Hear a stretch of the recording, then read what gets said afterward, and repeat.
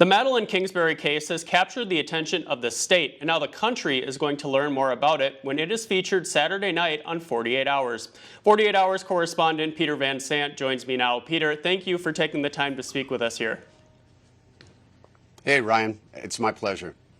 So we first just want to ask here, what can we expect in Saturday night's episode? Well, we take a comprehensive look at where this case is today based on all the records that have been made public. These are police investigative reports, and we put it together. We've talked to Adam Fravel's brother and sister. We have interviewed Maddie's parents. Maddie's father had never spoken until now. We talked to the stepmother, sister, friends, the mayor of Winona, and significantly also we do an interview with Spencer Sullivan, who was Maddie's boyfriend at the time that she disappeared.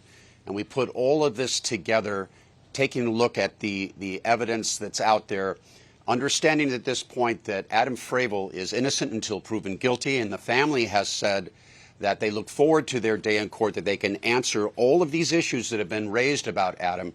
But ours is a comprehensive report on where the case is today. What drew you and the 48 Hours production team to the case? Boy, these are some of the most wonderful people you'd ever want to meet. We had a producer that happened to be in Minnesota working on another murder case. When an officer of the court mentioned this, Maddie's disappearance, we started to pay attention to it then. The fact that the people of Winona, almost 2,000, came out to help with the search. Megan, Maddie's sister, posted on TikTok for 68 days about this case. We interviewed her. She's just an extraordinary woman. And once you put all of that together, the mayor who went out and rode on his own mountain bike looking for her, it was a desperate search by big-hearted people. She was a daughter of Winona. Everyone wanted to find her. And it's a case that resonated around the world, these TikToks. 500,000 people took a look at these, and it became an enormous story, and for good reason. Among all the cases you've seen and covered, what, if anything, stands out about this one? Oh, boy.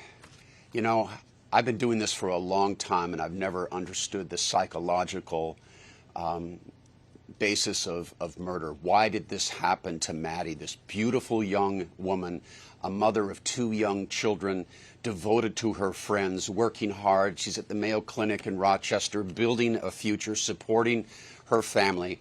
And if Adam Fravel did this, why? Was it jealousy? Was it money? Was it a loss of control? It is as baffling as can be, and it takes a lot to shock me when it comes to murders, but this case does that. And we have put together, I think, a very respectful journalistic hour on this report that your viewers will find fascinating. Thank you, Peter. And our viewers are very familiar with this case. So I want to ask you, as you were doing this investigating, did you learn anything interesting about the case? Oh, there's so much. I don't know how much time you have in this. I think what's significant, I was at the location where her remains were discovered, and it's about 1.5 miles from Choice, Minnesota, that your people are very familiar with. Adam Fravel told investigators after Maddie had disappeared that on that day he had taken the family minivan, loaded it up with some boxes that he was going to move to another location, and drove up. And when he got to Choice, Minnesota area, he realized he had the wrong boxes in the back, he said, and he did a U-turn and headed back. Well, when investigators then look at the highway surveillance cameras, from the time that minivan is headed toward Choice and then it returns is a 45-minute gap.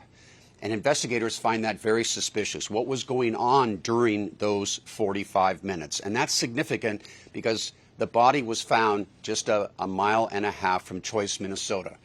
Then the friends who have come forward to tell stories, and you'll hear some of these, and they're difficult to hear during the course of this hour. One friend said she was on a video call with Maddie, and Adam came up and slapped Maddie. She witnessed that.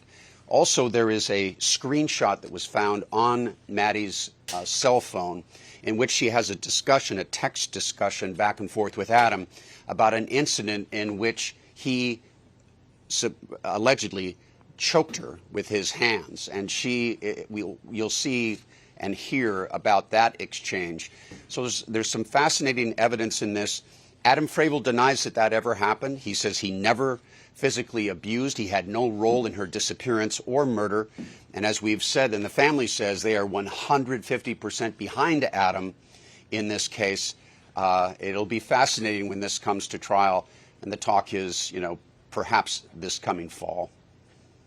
Peter, thank you very much again for taking the time. We'll look forward to Saturday night's episode. Hey, thank you.